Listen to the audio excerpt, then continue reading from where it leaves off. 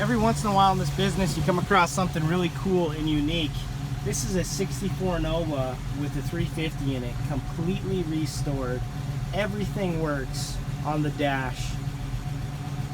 And it's got bucket seats in it, power seats.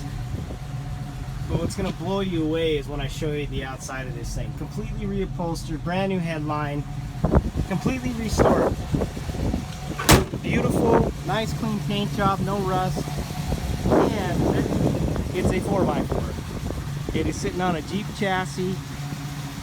It's got an 8,000 pound winch. 64 Chevy Nova, 4-wheel drive sedan. Hot little good running 350 in it. Let's take a look.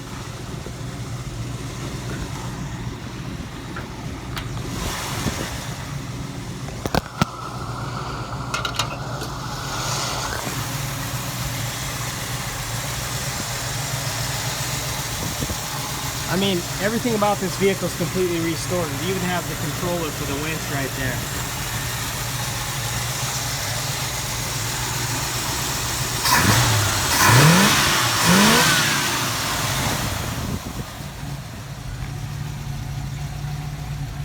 It will be coming home to 1407 Harrison Avenue.